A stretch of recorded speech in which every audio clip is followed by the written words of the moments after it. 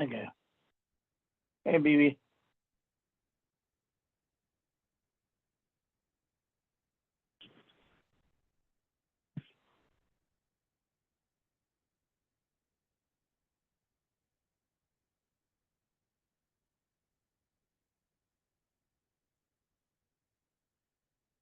Hey, BB.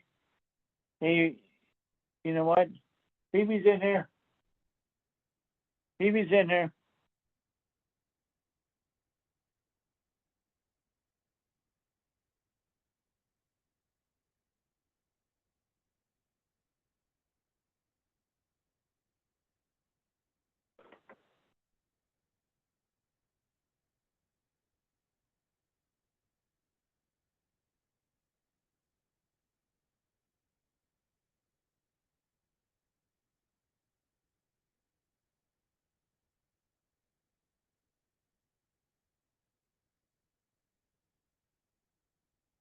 Hello.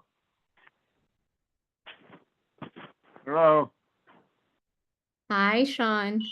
Oh, there we go. Oh, hey, how you doing? I might just, do you guys start that over? Or? Yeah, no. Okay. Sorry, guys, we were muted, but I did call the meeting to order. And Michelle's gonna start our roll call here. President Giordani, Yes. Member Carrero, Yes. Member Leahy, Yes. Member Mahoney, Yep. Member Ovina, Yes. Member Shea, Present. and it is my understanding that Mayor Johnson should be joining us later. Yes. Okay. So under Idaho Code 74-204-4 B and C amendment to the agenda. If an amendment to the agenda is proposed after an agenda has been posted in less than 48 hours prior to a regular meeting, the proposed amended agenda shall be posted but shall not become effective until a motion is made at the meeting and the governing body votes to amend the agenda. C, an agenda may be amended after the start of a meeting upon a motion that states the reason for the amendment and states the good faith reason the agenda item was not included in the original agenda posting. Final action may not be taken on any agenda item after the start of a meeting. I would move to amend the April 22nd, 2024 regular common council meeting agenda, which was posted on Monday, April 22nd, 2024, for the purpose of adding a presentation by Mike McKenna, the Chamber, Haley, and Wood River Valley, which was confirmed to be on the April 22nd, 2024 regular common council agenda via email to Michelle Snar on March 16, 2024. I think before you vote, we need to put on the good faith reason why we are putting this on the agenda late. Michelle, would you like to explain that? I received an email on March 13th to put him on the agenda. I emailed him, but he never emailed me back. And so I thought that meant he didn't want to be on the agenda. I assumed, apologize, I assumed, but he did want to be on the agenda, so he was supposed to be on there. Okay, Is that not a good reason? Or? we need a reason, that's all. Yeah. Before you go to vote. Does anybody second? I'll second it. Member Carrero, Yes. Member Shea, Yes. Member Leahy, Yes. Member Mahoney, Yep. President Giordani, Yes. Member Ovina, Yes. Finding that the regular meeting notice and agenda were posted in accordance with the Idaho Code 74-204 within 48 hours prior to the meeting at Bellevue City Hall, post office, on the city's website, and emailed to Idaho Mountain Express on April 18th, 2024. That's the notice of agenda compliance. I would move that the notice for the April 22nd, 2024 regular meeting was completed in accordance with Idaho Code section 74-204. Second. oh, do you want to roll call now? Member Shea, Yes. Member Mahoney, Yes. Member Carrero, Yes. Member Leahy, Yes. President Giordani, Yes. Member Omenauer, Yes.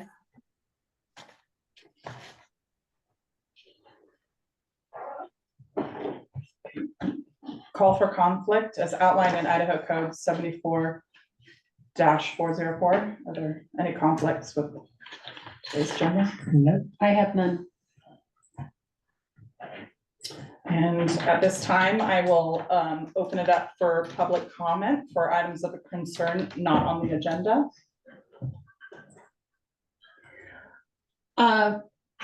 Diane. Thank you.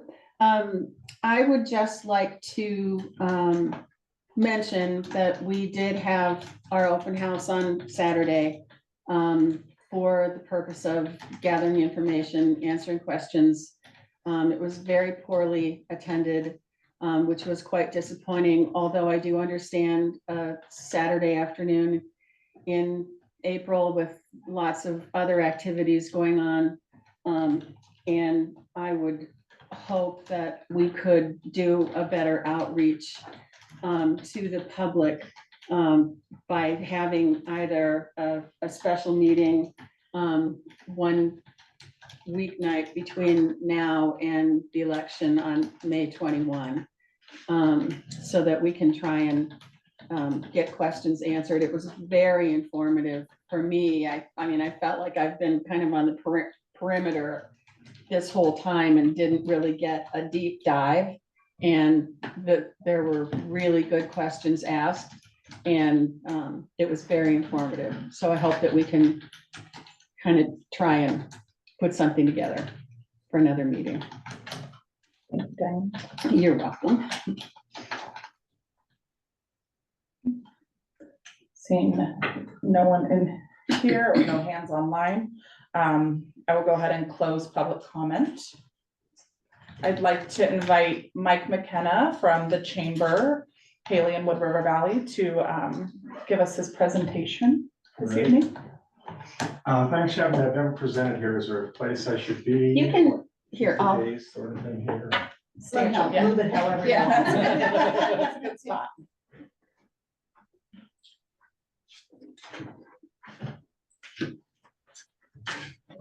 Room to work. And since nobody wants to stare at me for 10, 15 minutes, here is some stuff for you guys to look at that involves sort of what my presentation would be about. So keep all those stickers, please. Hi, well, yes, thanks for having me. I'm Mike McKenna. I do know several of you from all kinds of things in life. And thanks for having me. I was asked to be here originally by Jessica, and then Chris and I had talked. Sorry I didn't respond to that email. I thought you were just asking for presentation materials, so I didn't really have anything digitally, so I'm sorry about that. If I present in the future, I'll make sure I respond to email in a more timely manner. First of all, for those of you who don't know me, my name is Mike McKenna. I'm originally from Boston, but I moved to the Valley in 1996.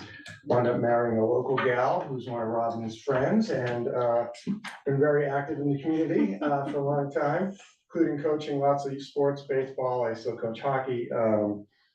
I've been with the Chamber in this position as executive director for now, this is starting my 6th year, and I served on the board for several years before I was asked to become executive director. We are the oldest chamber and really right now we're the only chamber left in the Wood River Valley. And how Bellevue kind of wraps into this is in about 2016, when I was on our board, Bellevue's then Chamber of Commerce leaders came to our board meeting and said, can you guys fold us in? We're having some struggles down here. And we said, absolutely. And for a couple of years here, we had numerous Bellevue business owners and nonprofit leaders on our board, and we still sometimes do. About a year later, business leaders in Ketchum came to us and asked the same thing. So in about 2017, we changed from being just the Chamber of Haley to the Chamber of the Wood River Valley. For various reasons, we had to leave the name Haley in that. Some of that was political, but in part of it's because of a lot of what we do, and I'll get into that real quick. We essentially do 3 main things. And the first part I'll get into is where we sort of help Bellevue, and I'm sure we do a lot for your community that you guys don't really realize, which is I think why Jessica asked me to come here and why Chris did as well. We are a marketing agency, a direct marketing, the DMO, a direct marketing organization like Visit Sun Valley. That is one of the channels of what we do. And you have the visitor's guide that we produce annually called Discover Wood River Valley. It's the only visitor and relocation guide for Blaine County, and we're about to come out with the next one, and we send this literally all over America and the world. We get requests every day for this, multiple requests. And the way we market this is a little bit different under DMO than say Visit Sun Valley. We try to market the Wood River Valley as a whole. So to us, Bellevue is just as important as Haley or Ketchum or Sun Valley. And what we found through some of our marketing studies is not everyone wants to come to Ketchum or Sun Valley or Glitter Gulch, as it's sometimes known. So by us marketing Haley, Bellevue, and the valley as a whole, we can hit a different demographic. People who are more likely to say, oh, maybe I can't go spend a week at the lodge, but I can't come to Silver Creek Hotel and still have a good time here. So that's a lot of what we do, is to try to make sure we're promoting our area to everyone who might like to come. We balance with Visit Sun Valley real well, but they go for that fly-in market heavily, which we do to some degree too, but we try to go for the drive-to market. So a lot of our marketing efforts go throughout southern Idaho, eastern Oregon, western Montana, Wyoming, and northern Idaho. Northern Utah, excuse me. And so we do a lot with the grant we get from the Idaho Tourism Council, the Idaho Department of Commerce. And we get about $250,000, and that grant has one single purpose, which is to drive heads and beds. And heads and beds to them mean hotels, Airbnbs, and camping. So we try to get, at least with the Silver Creek Hotel, which has been a wonderful addition, not just for Bellevue, but for our entire community, we are pushing people there on almost daily basis. So that's something we're trying to do. And now that you guys have that LOT based on overnight stays as well, that's terrific. And I don't know how many of you guys know this or who was on the council back then, but when you first passed that, they couldn't find anyone to necessarily speak to the media. And Robin saw me. I was doing television interviews on Main Street in Bellevue to promote overnight stays in Bellevue. So the chamber is always trying to help you guys, whether you know it or not. And we do believe high tide raises all ships, and so that's what we're going for. So that's a lot of what we do there. And part of what we do is we also have a Recreate Responsibly campaign. And that's where those stickers come from. We decided to put Bellevue on one and the big one on another. We have several more. And if you guys ever have anything in those realms that you're interested in having us promote, let me know. I do have grant funds to do that. We also do a lot of advertising that you don't see here. Most of what we do with this grant money, no one sees here. We do print ads, we do audio, we do videos. We have these great videos, and I didn't bother showing, but we have a great video of why I try to prepare people to come to River Valley. And it actually shows people driving over Timmerman and coming into Bellevue and checking into the hotel. And it's about a minute-long video. It lives on our website.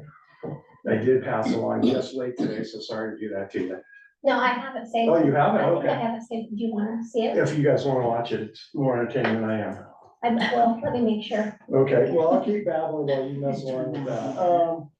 So we do a lot of that stuff. We are doing more in the flight market as well now, because we now in our second year getting a grant as well from the 1% from here, which is along with the city mayors, Haley, Bellevue, Haley, Ketchum, and Sun Valley decided what to do with those funds. And for the last 2 years now, they're giving us funds to do stuff like to help with the guide as well. That's also available up and down the valley, but it's not so much for locals as it is for visitors. The second aspect of what we do, and this is where Jessica got really sort of excited about, is we do a lot of events. The chamber is essentially the events clearinghouse for Blaine County. When no one knows who to call, they call us.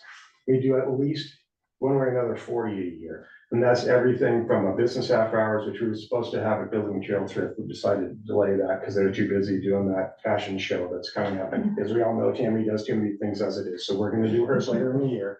And so that's where we can kick around ideas for that. We do little things from ribbon cuttings and business after hours to big events like the trailing of the sheep. We were totally in charge of the 4th of July festivities. And Haley, we also were really involved with the Wood River Extreme Ski Joring, which to us is a Bellevue focused event.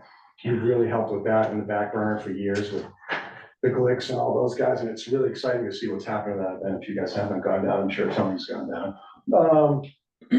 We also do, we promote the Labor Day a little bit as well. And just having stumbled in, we are a marketing machine as much as we are anything else. So when you have events, whether it's an open house or what, please tell us. We have a bi-weekly newsletter that goes out, an e-newsletter, and that does extremely well for us. And everybody you want, we can see who reads it, and everybody you want to have read it reads it. So please, that's just an email away that Bellevue is a member of our chamber, and we're happy to help any way we can. So that's it. We could always talk about more events.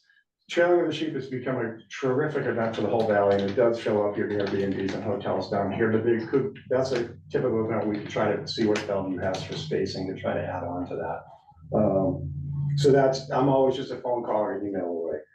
And then finally, the last thing we do is we are a chamber of commerce. That's the least of my job. We have about 400 members, for-profits, nonprofits throughout the valley. We're a smaller nonprofit as well, so we tend to be more reactive than proactive. We're trying to work on that more, but we tend to answer the phone to help people more so than reach out and say, you should join. If you need our help, we're here. We're really busy. We're probably helping you, don't realize it, but so that's where that goes. But our motto is pretty simple, that we're here to help in any way we can. So that's why I am here to talk about that.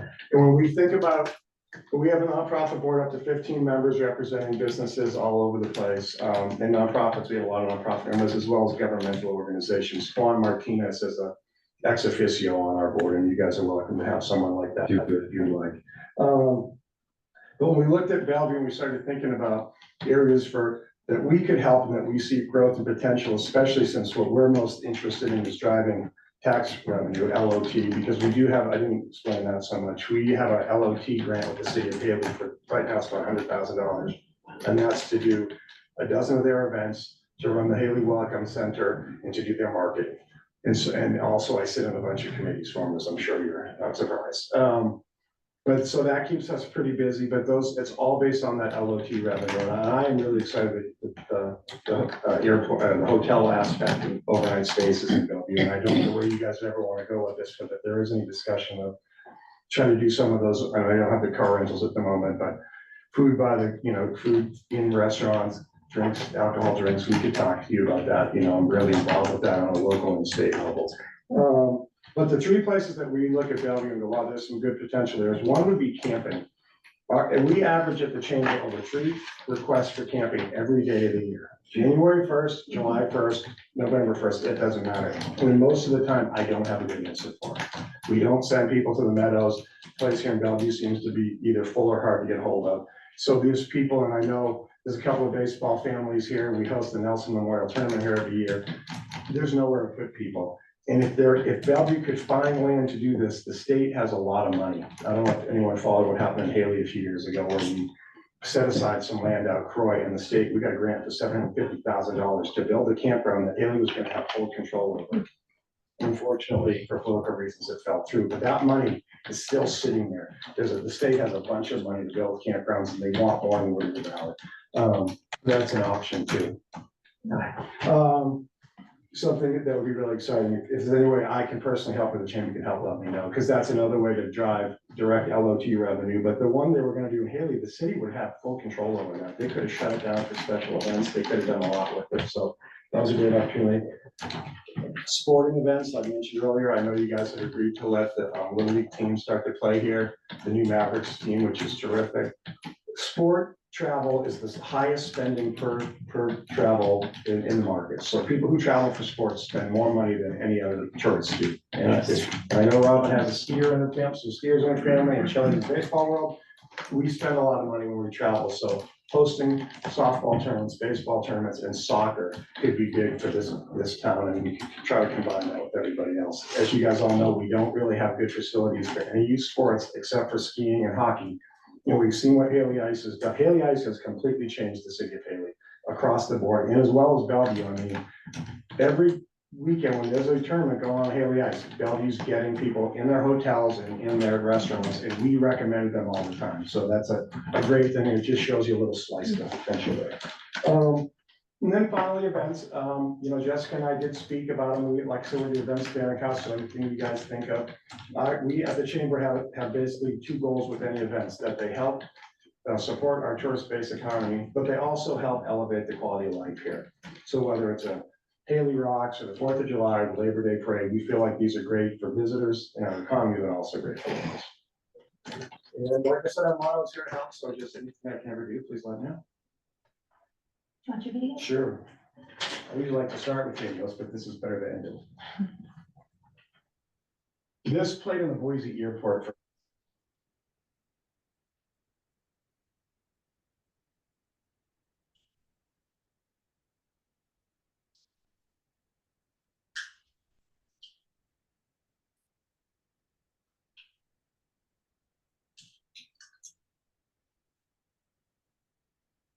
Mhm.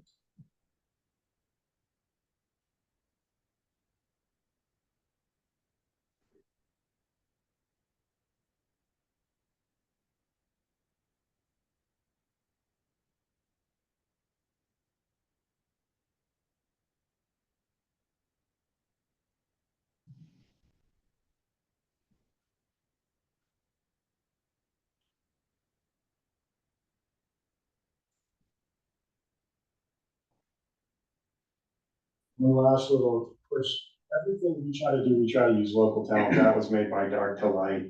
Lick and Frey, which is a Bellevue-based business, is our graphics design team, so we try to keep everything local. Wonderful. Any questions or? Hey, Mike, I have a question online here.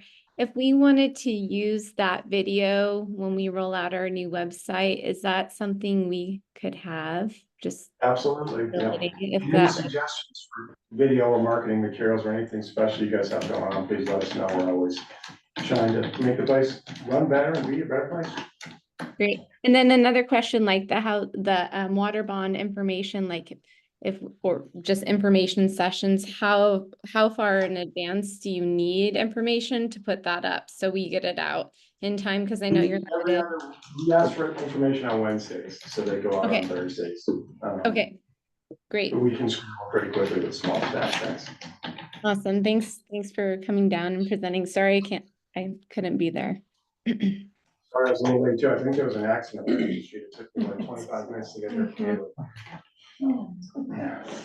I'm loving your weekly or bi-weekly newsletter. I send it to all the staff. So, Oh, great. yeah, it's got a lot of stuff in it. It does, yeah, that's, you're trying to be everybody's friend, you get a lot of information, yeah. And one of the reasons I know how to put newsletters together is just Robin and I many years ago worked together in the publishing world, and she's very talented herself over there. She's like, don't talk about it. Well, thank you very much. Thank you. Thank you. Thank you, Mr. McKenna. Thank you for coming down. Okay, we'll move on to our next presentation we have on deck. Presentation of the Bellevue Park and Trees Committee recommendation for O'Donnell Park and the Memorial Park study. Kristen Fletcher. Hi, Kristen Fletcher. Do I need to give my address? Is that? No, you're doing a presentation, so you're Okay. you're on the agenda. All right, great. We are the Bellevue Parks Committee, the three of us, John Kurtz and Christina Vandermeulen. What we hope to do tonight is, knowing that a lot of you are new on the council and Chris is a new mayor, that we thought you might not know much about the Parks Committee, and so we wanted to give you a brief overview. So what we'll do is give a very short history, talk a little bit about how the Parks Department or Parks Committee work fits into the comp plan. Christina's gonna talk about O'Donnell Park. I'm gonna talk a little bit more about Memorial Park, and John is gonna take us out with some thoughts about next steps. So that's just a quick overview of what we hope to accomplish today, but I'm sure that each of us will kind of chime in a little bit as the others go along, So the earliest documentation I could find about the Parks Committee was the Parks and Recreation Committee in 2002. They developed a master plan in 2007. In 2011, it was changed to the Parks and Tree Committee because there was a big push from the community to become a Tree City USA, which we did for, I want to say 6 or 8 or 10 years. And for reasons I haven't quite been able to pinpoint, the Tree City USA sort of faded from sight, and then in 2017, there was a big push to revise the comp plan. And as part of the comp plan, it mentioned reinstating the Parks Committee. And so within a year or so after that, maybe even less, Chris Koch, who is the mayor, appointed John and I and one other person, and nominated a city staff person to be representative as well. One of our members left, and then Christina came on shortly thereafter. And then And I'll just say that one of the reasons that Chris picked us is John has expertise in recreational planning. I live just across the street from Memorial Park, and Christina lives across the street from from O'Donnell Park. So we see a lot of things up close and personal, which if you live other places in the community or you just drive past, you just won't see that. And so we have a vested interest in having wonderful parks in our community, so. And then in 2020, I recall we were the Parks and Tree Committee. We realized that that whole layer of trees was way more than we could tackle. Just thinking about parks was plenty. And so pretty much all references to, identifying heritage trees, making calls on whether a tree should or shouldn't be cut down. I mean, there was some real minutia there. It was important stuff, but too much for a small committee to tackle. So the ordinance that formed the Parks and Tree Committee was rewritten to just be the Parks Committee. And so that takes us up to the present moment. We've been working for the last 5 years on Bellevue's parks, which I learned in the comp plan that we actually have 9 parks. Sometimes they're tiny little pocket parks, but they're a wonderful resource in our community. So turn it over to John. Yeah. Maybe it was a deer in the headlights. Or just about the comp plan, I guess, or wherever you want to. Yeah, well, it's like, we did have the comprehensive plan, and there's a whole chapter in there on recreation. And then it's like Kristen said, and that's how, we got reinvigorated, and have the committee, and then we've done a couple of different recommendations to the city council, and to the city, I guess, and to the mayor, because that's really, as we see our role is we provide recommendations. We don't run after grants, we don't do things, we just, we work with the community, we come up with recommendations, and give those to the city. So then at that point, or maybe I'll turn it over to Christina, because she's gonna have to go here shortly. And go over the, Okay, so our first big task that we were given was coming up with a fee structure for O'Donnell Park. And we presented this to the council after working on it for 2 years, 2.5. And how we came up with this fee structure is we had called other recreational parks in the valley, in the state, and kind of gotten a scan of what they do, as well as, and you'll see on the handout here, we broke it down into basically the porta potties and the trash removal. It requires more porta potties. The city pays for 1. And at that time, softball and soccer paid for 1.5. We figured 4, 2 by softball, 2 by soccer. And then living across the street from the park, like every time the park is used, it is a lot of waste left behind. And so it required additional trash pickups from the city. So basically, it comes out to $780 for 3 months. And these are based on 2019 fees. And that is the cost of a permit for the park. So when the fees are waived, it's taxpayer money that is paying for people to be using the park. And that is one thing that we had recommended, is that there are no fee reductions, that, it's paid for. And I will mention that, the park is used quite heavily. And that was another thing, is that, it's used 6 days a week, but never 2 sports in the same evening. Like the soccer and the softball arranged to have it Monday and Wednesday, and the other one Tuesday, Thursday, and then like alternating weekends for tournaments. There's not enough parking to support as many people, and as well as it is a residential neighborhood. And it can get pretty intense in the neighborhood with the amount of traffic and, people kind of like to speed and they like to run the stop signs and this kind of thing. So those were recommendations that we had used. We'd also said May through October, and we had picked May because oftentimes April can be really rainy. And when they use that park, it really destroys the lawn. And, you know, the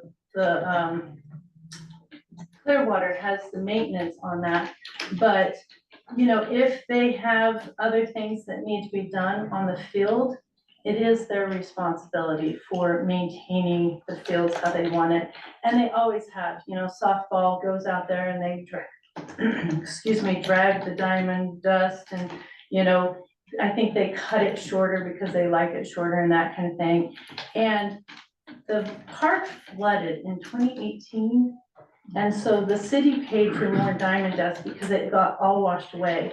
And there was a whole section of the soccer field that had really gotten, I think it was actually part of the T-ball field at one time. So it needed a lot of maintenance. And so the city gave some money to the soccer team and they did all the labor to reinvigorate this soil in the ground, as well as we made recommendations to them that they kind of move their fields so that they weren't constantly placing the goals on the same places where it really wore the grass down. And so I last year, it looked like they were doing an awesome job, just kind of moving their fields around. And, you know, I think they kept their kids' fields smaller and that kind of thing. So let's see.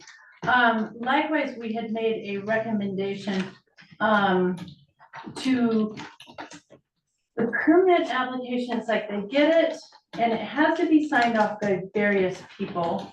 And the marshal being, I think, the last one.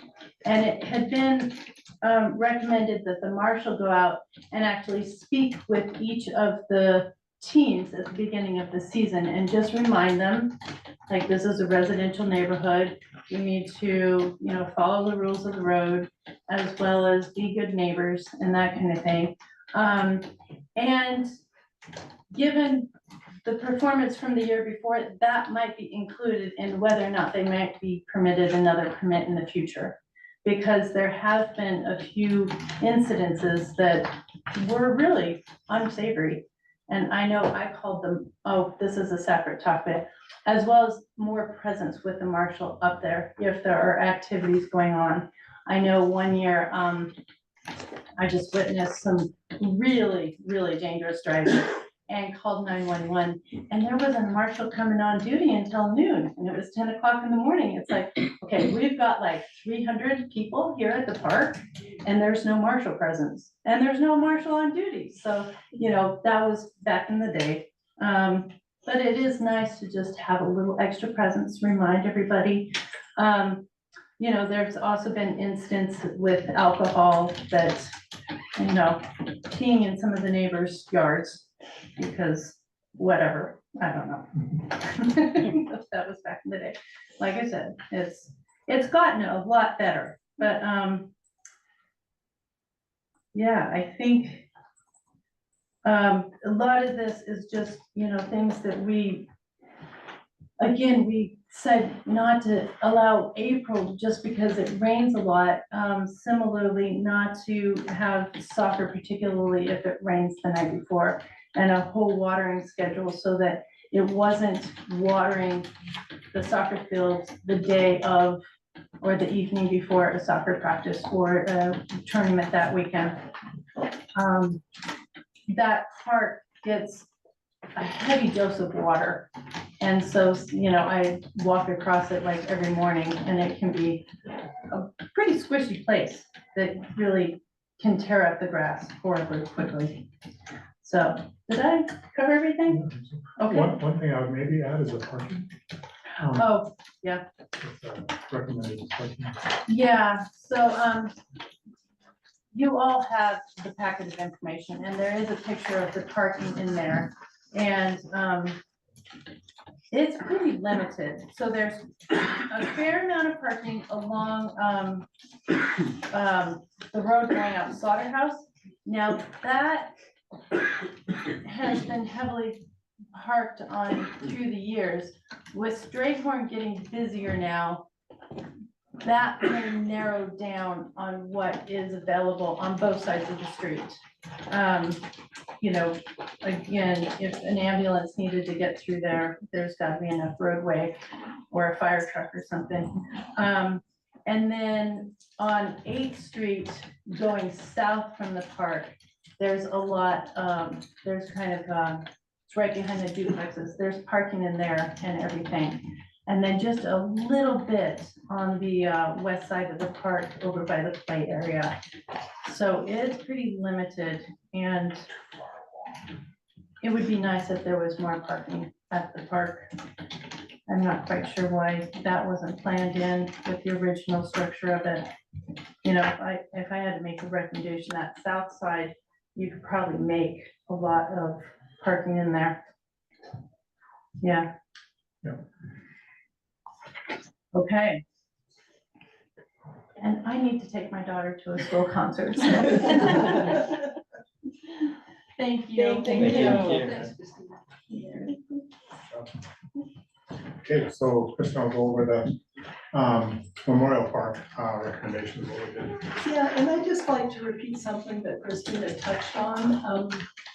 We've spent a lot of time developing these plans, you know, just thinking about, you know, like she mentioned, parking, where can you put parking? And then we're like, oh, maybe on 8th Street, you know, and then we went out, we measured it, and, you know, so there's a lot of information in here that you can draw on, either just for tonight or use as a reference as you're thinking about the parks going forward. So I'd just like to turn your attention to this document, the Bellevue presentation. I don't remember the date on that. I think it was 2020. As I recall, it was the same, I remember now, it was the same day that the city designated a health emergency because of COVID. So it was right about that time. So I'll just walk through this and then if you have questions. So as we met and we looked at Memorial Park, it's so heavily used. I mean, by dog walkers and basketball people and people with kids and performances, volleyball games, I mean, you name it, it gets used there. And as we were trying to think about how we could, and it's limited, we can't expand it, it's just that size. So how can we make better use of the space that's there? But then we thought, well, what does the community want?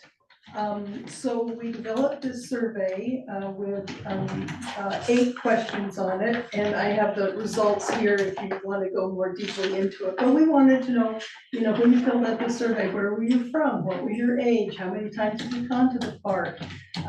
What kind of activities do you enjoy in the park? Just so we could kind of capture a snapshot of the people using it. We had 67 people fill out the survey. It was available at City Hall, Chapelita's Market, and we did a Memorial Day or a Memorial Park cleanup with the ERC, I think, and we tried to capture all those folks. So, like I said, I can share the survey results with you if you have any particular questions. But based on just our observation, some of it's just John's expertise in planning recreationally and how to just think about that, because that's certainly not a skill either Christina nor I have. We came up with these recommendations. And you'll notice that 1 is a low priority, 5 is a high priority. We give a cost estimate. We identify potential partners, potential funding sources, and maintenance responsibility and long-term funding. So I hope you had a chance to read this. I'll just touch on these lightly. Under general maintenance, we had some real issues with neighbors plowing their driveway and other places, piling the snow on the sidewalk or on the lawn. That's been pretty well addressed for the most part. It's not perfect, but there really has been an improvement on that. The next section was access to the park. We do have a sign, a Memorial Park sign. from 75 directing people to the park. We also thought it would be good to have bike lanes that took people to the park, but that's not something that has come to pass yet. People were very interested in the picnic shelter and the use of it. So we spent quite a bit of time thinking about this. And we thought the first thing we really needed to do was to re-envision the picnic shelter in general, that whole area, and we offered some suggestions. Painting the storage room, which happened to happen because there was fire in it, so that was one of those kind of backdoor things that happened. But making some improvements like planting native plants between the picnic area and where the basketball court is, because somebody might be having a birthday party for a 5-year-old and you got 2 teams playing basketball. And so just providing some sort of a buffer there, making it a little bit more decorative. And also that area just to the north of the picnic shelter, it gets so weedy and can be so unattractive. We suggested hardscaping it, so it was just more useful partly for people with disabilities, but also it just would make it look a whole lot better. And then the section on the courts, we recommended replacing the basketball nets, which happened right away. Pickleball is really popular now, and we were suggesting that one of the basketball courts could also be striped for pickleball, so that, you know, it could be accommodate 2 uses at 2 different times. Doing something to make that outside cyclone fence a little bit more attractive and safer, actually, that green plastic cyclone fence. And then, I mean, there's all kinds of really cool things you can do to create artwork on and in that kind of a fencing, so we were suggesting that. And then I'm gonna drop down to the playground area. We did refresh the wood chips, that was really great.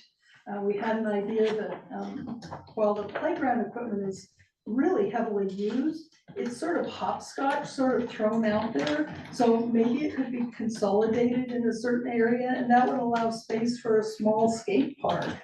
That was something that came out in the comp plan, as I remember, was exploring that.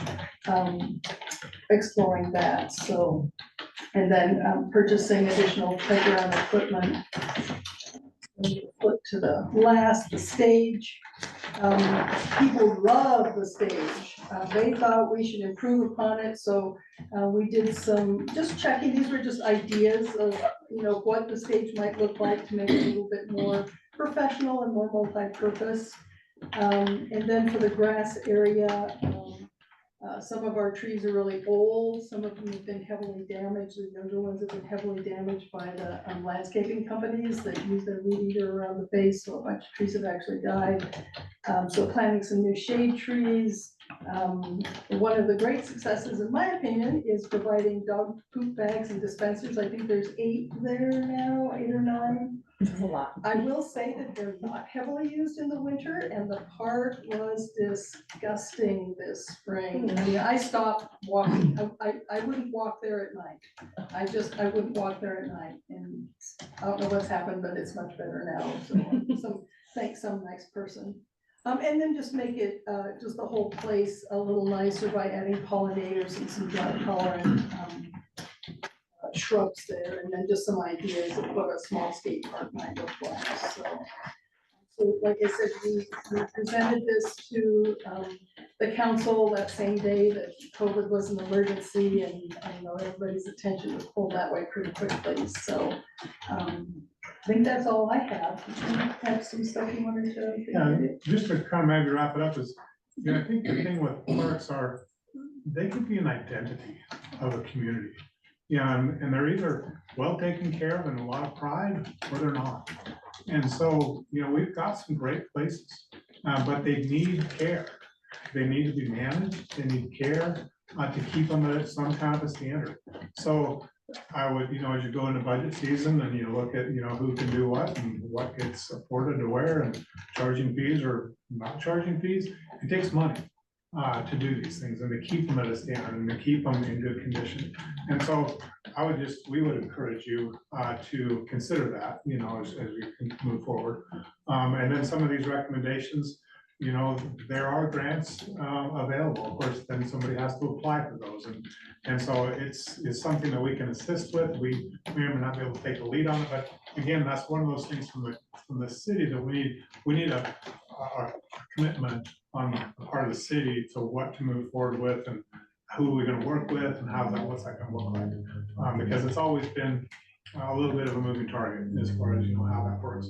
The one thing I will say is, you know, Casey and what they've done recently at Memorial or at Museum Park is outstanding, you know, just a little bit of TLC, that place looks fantastic. And then I was in a meeting with him the other day, he's like, we talked about going back to O'Donnell Park, it's like, yeah, who builds a park without parking? You know, and maybe there's some opportunities to actually reduce the size of that park and build parking. Because, you know, that road continues to get more and more disrepair. It is the main access to, you know, to Slaughterhouse and to the subdivision. And it's almost a health and safety issue a little bit. So it's those things that I think are important to realize that there are identity, there are health and safety issues that are associated with them. So they're important to really take care of. So we're glad that we can help make these recommendations, participate. But we would like to know, you know, what kind of feedback we can get from city council, how we can best work with the city, with the city departments, so we can move forward or stand still or whatever. Because we're like you guys, you know, we're a volunteer too and trying to figure this out. So we want to invest our time wisely as well. I would really like to thank you guys because I know how much time you have put into developing this plan. I get that, and huge kudos to you guys for taking time away from your families to have meetings to try and put something together. And, you know, the presentations that we've seen, this is now the second one in 2 months from you guys, and your presence is much appreciated. Make sure Christina gets that too. The two things I would ask of the council and well, everybody on the council, two things, is go visit the parks. Go to Memorial, you know, on a Saturday, go up to O'Donnell, just see what the use is. I mean, there have been times at Memorial where I've counted 50+ people there. And then the other thing is, part of our committee includes a representative, a city staff person that's appointed to be a part of our committee. And as far as I'm aware, we don't have a new person for that, so. Who was it? Was Ashley? It's been Ashley, we've had a bunch. Ashley, well, we have none of those where Ashley was trying, so. We probably had 3 or 4 at least, yeah. Yeah, the person who was helping us or working with us is no longer. I think Shelley will volunteer for that, so. Yeah. Shelley is very interested. Oh, I love it, yeah. No, I love Memorial Park in the winter when the purple dinosaurs start sneaking out of there. Comes out of the snow. I drive past Memorial Park to go home. That's on my route. So, you know, I see the activity there. And when we moved to Bellevue, that was one of the things, because we moved from Elkhorn. It was like, it's just great to see the park being used. And, you know, this is, for us, Bellevue is more of a community, more of a neighborhood than living in Elkhorn was. And we filled the traffic up at Strayhorn because last weekend we were coming through and there are people double parked, and I actually called the marshals up and said, hey, we need somebody up here, an ambulance can't get through. So we noticed it up there, and we try to, you know, make sure somebody comes up and polices it every now and again. I know last summer they had a big event up there that there was some fights and some other issues, but the marshals came in and they did their job, so we appreciate that. We are trying to get more staffing up there on those big events, so. But no, we really appreciate you coming in today. I'm sorry I was late, but I'm glad I caught the back half of it. You got most of it. I just want to say, I see this document right here. Mhm. I haven't seen this Yeah. before. And I love all the recommendations and how they're broken down, and I loved reading it, because I actually live right by this park as well, Oh, Moy Park as well, so wonderful. we're neighbors. Yeah, we are. And I frequent this park a lot, and O'Donnell and out that way, so I'm a heavy parks user, and so I appreciate everything you guys have done to put together the recommendations, and thank you for this reminder, because when we're faced with making decisions with people and asking of things of the city, it's really important to remember this, and you want to take care of your community members, but we really do need to be taking care of our parks too, and it does take money. And so we get faced with a lot of questions that can be challenging for us to answer, and these are nice things for us to use as the backbone of our decision making. And I appreciate you guys bringing this to our attention again. Especially, we've been talking about pickleball courts and where to put them, so at least to have a startup, so we can get it started. Shelley and I were just talking about it this weekend, so. Thank you. Thanks. John, can I ask a question? I just kind of wanted to wonder about, so this survey, I know it was probably a lot of work for you guys to put out, but it was in 2019, and I feel like the demographic in Bellevue has changed a bit more. Like the recent economic report says the median age in Bellevue is now 38 years old. So I'm just curious about, like, what would it take to just have the same survey sent back out to the community, just as a question? And then thinking about like all of your proposals, I just was wondering, have you guys looked into artificial turf at all for the fields and or for the play structure area at all? Was that considered? Because other mountain towns have been going to it because of maintenance costs and the breakdown of the weather. And I was looking at the landscaping and everything you presented. So I didn't know if you guys had reviewed anything like that at all. Yeah, we did look into the, artificial turf, I guess, if you want to call it that. To see, not that that's a bad idea, I think there's pros and cons, to it. Especially when you get a lot of dogs out there as well. And then, so then your other question about the survey, yeah, I mean, we could probably, the survey, we could resurrect that and put it back out there again. I think the one thing, maybe I have to caught a little flat-footed on that, what would be the, it's hard to maybe survey for things that we said we were gonna do, and we've only done a couple of things. And Right. so people really haven't seen much change, since that original, survey was done, so it's, I have to maybe think about that a little bit, but it's not that it couldn't be done. And then who's Bellevue's Arts Council? That's the other, there's a Bellevue Arts Council. I was reading through and I'm like, who is this council? Yeah, I think there's an opportunity to work with because, but to put some artistic flair, into the park. And, it's not like we have money to do that, but if things get donated or however we can work with that community to bring that into any of the parks, I think would be welcome. Yeah, we've talked about that in our committee, several times. And about the survey, the hardest part of the survey really was coming up with the questions and the wording. I mean, it's amazing. It's one page, but it took a lot of time to get it in a way that we thought gave us the information we were looking for. And I didn't mention, but it was printed in both. It was available in both Spanish and English. So that takes a lot of the work out of it, knowing that the bones of it are finished. But we might want to look at it and see what additional questions, or especially now that we've used that survey, we've gotten that information, and I know afterwards we talked about, maybe if we'd asked this question or that question, we could have pulled some other information out, but. Yeah, it would be great to just have, feedback for like that extra land that we have for like the expansion and the development back, understanding like what the community actually wants. Because then when I was doing the math on the people that participate in the survey, the whole general proper of Bellevue was only 2% of the population, 2.58% of the population of what it now is in Bellevue. So that's why I was more concerned on what does our community want, especially as we grow, and planning for that. So That's me. I was gonna ask, how did you go about conducting the survey? Did you go door to door, talk to people in the park, online? I'll read it. So it was on the city website, both in English and Okay. Spanish. It was announced in the water bill.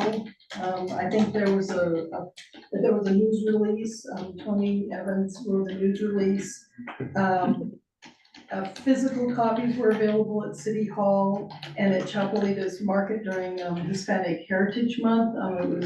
They had some music outside and John and I went with English and Spanish and just asked people if they would fill it out. And then at the Memorial Park, cleaned up, our partnership with the ERC. I think those are the only things. Yeah. Cause I was thinking, just, like, as we are working on updating our website, and then after Mike's presentation about the chamber, how could we get it out there? Yeah. And if we were, go down that road.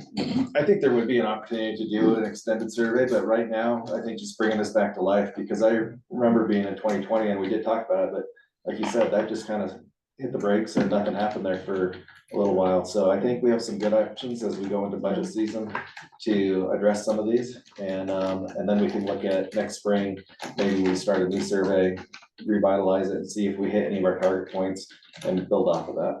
Or we might also be able to have a booth or a table at the Labor Day event. Yeah. Where people stop in. I think we've done that in the past, and there's 1,000 people in that park. Right. So But yeah, I think we have some good things that we can at least budget for, even if it's just a low hanging fruit, but at least get some stuff knocked off the list and then see if we can find some partners to help with some of the bigger stuff. But no, it is good to see it brought back. Well, and people have really noticed the benches and the tables. I mean, they're a gorgeous blue and you can't miss them. People use them all the time.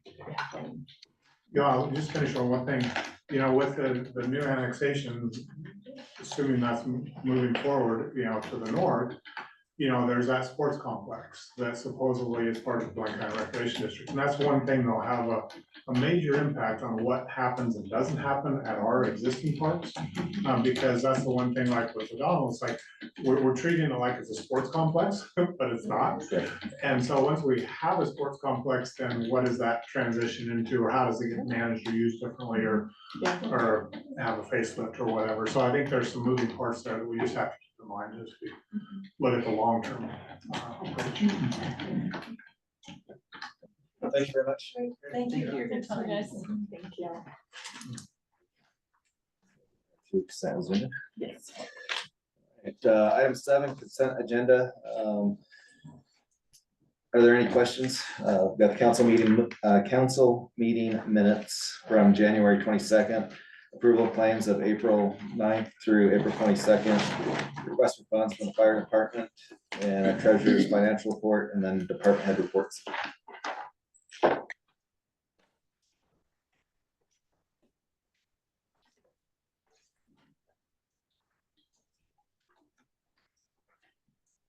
Questions on the minutes from January 9th? January. It says January 22nd. That's Yeah. correct? Yep. Correct. Sorry, get caught up. We're getting cut up. Okay, gotcha. Approval of claims. There was just one thing that Shelley and I had talked about, thought I'd love to find a way to break through and assist with is the FirstNet phones. And finding a way to get access so that, Go ahead and then I can tag on. no, just get access so that Shelley can start making positive adjustments to them for us. What I found, I went back on again today. Okay. There is a memorized log on for Marion. And I can get in there, but it does not allow me to, if I suspend a phone, it says all monthly charges will still be charged. So it doesn't accomplish anything. And I cannot chat or verbal with them because they did not accept any transfer from Marion. Marion has to let go of the account. So we were discussing, maybe we just shut it down and start. Shut it down now. and start over. Shelley's been working at this, she can't get access, No. they won't give her information, So it's just I can't do anything. frustrating for her, and we're getting charges, we're paying for things we don't need to be paying for. Okay. So we were just trying to Yeah, come I- up with a creative solution. Is this based out of Haley with AT&T or is it completely No, autonomous? no, it's On that account too, do you want me to? the word that I've had with the hours that I've spent on the phone with them is that Marion is in charge of it. And Marion is the one who has to say, I will give you authority. We can try, I mean, but I think she's got more control even than you. I think I can take care of that. Okay, that'd be great, I just want to bring that up so that we can move forward on that somehow. Thank you. Yeah.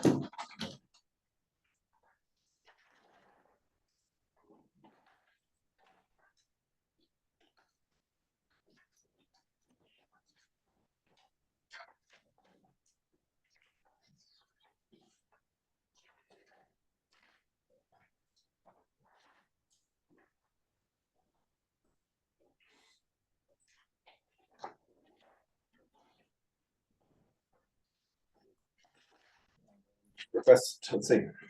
Any questions on the chief's funds request for firehouse? How long did this last, chief? Close. Yeah. 10 years. That's our time to get run over. So. Yeah, so now we. So we want same as my custom garden house, got it. After 10 years. So yeah. And they're guaranteed for 10 years. Okay. Question on the treasurer's report.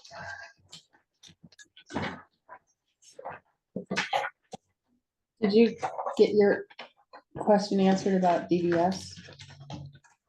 We are working on that. Yeah, I had some questions that I want to direct with Michelle and all that on the community development section, just DBS contract labor being on the higher end at this time. And we're gonna look into a little bit of if that's being allocated correctly to the city or the projects that it's being billed for. Okay.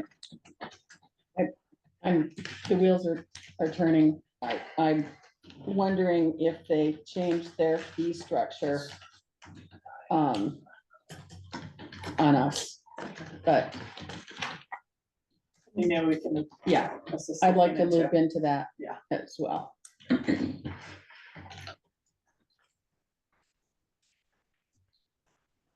Any questions on the department head reports?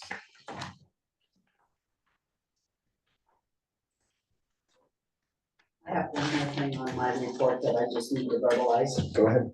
By April 30th, which is in a few days, I have to inform the county of our budget hearing date, which is typically in August. So that would be August 12th or 26th, if I looked at our dates right. My inclination would be to say that can we do August 26th for our budget hearing, the formal open hearing for the public for adoption of our budget. 2 seconds, I'm just gonna check the calendar. Yeah, I just wanted, I know it's a long ways out, but we have to do it now. That's the Monday, right? So would we have a meeting anyway on the 26th? Yes, yes. Great. Is that okay if I tell them the 26th?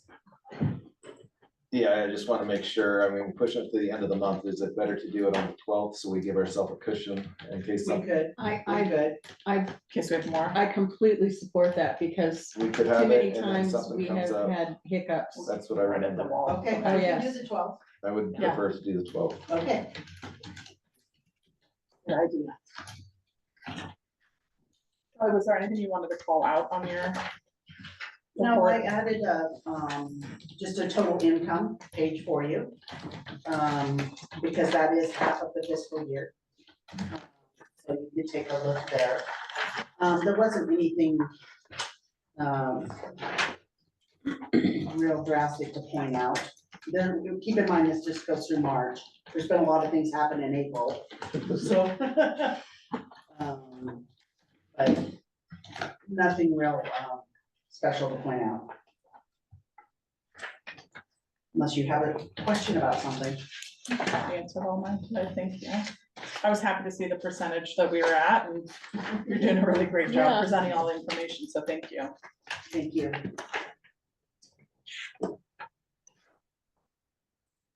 I just had a question, and if there was any follow-up on this honor process for the civil penalties, because I was just looking over the budget and just trying to understand for the marshals. So the payroll is 255,000, operating expenses 104,000. And then what's budgeted is 682,000, but the total income brought in from the marshals is only 39,000. And I was looking at just all of the officers' reports, and I was wondering if there's, I don't know, a way we can incentivize to support or figuring out how to support our marshals, operating expenses, payroll, and all of that budget better. And just following up on that, Mayor Johnson with. The marshal's office, and I think I've said it once before, the marshal's office is not a source of income. It is a protection service, and it's a city service that we provide. It's not my intention to use them as a revenue collection source. We are gonna try to get back to where we can get a code enforcement officer, and we can look at the issues that we do have around the city, and if we can do that, and then we can go back to reviewing how we can do a proper fee collection where there is an opportunity for a someone can challenge it. What is it? Appeal it, and so it can be fair across the board. Once we get that point, we can talk about where that money goes back into. Great, thanks.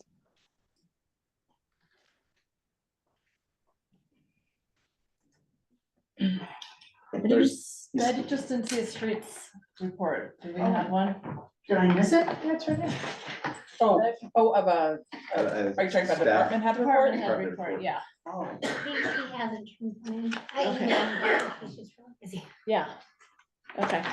He came in, let's see, he came in this morning at midnight and swept streets until 8 o'clock, and then he left today, so. Oh, I heard a He's, streets. thanks to Borough, we've got a new street sweeper, and he's getting after it, so. I'm injured. Okay, that was real. Okay, thanks, Casey. I'll put a motion Streets forward Department. to approve the consent agenda. Second. President Giordani, Yes. Member Pearl, Yes. Member Obina, Yes. Member Shea, Yes. Member Mahoney, Yes. Member Lay. Yes. All right, thank you, everyone. Item 8, new business, moving on to item A. Consideration of resolution number 2373, a resolution of the common council of the city of Bellevue, Idaho, accepting $49,999 in American Rescue Act / state local recovery funds for the reimbursement of conducting drinking water planning study survey and ratifying the mayor's signature on the contract for services between Blaine County and the city of Bellevue. So this was on our water side.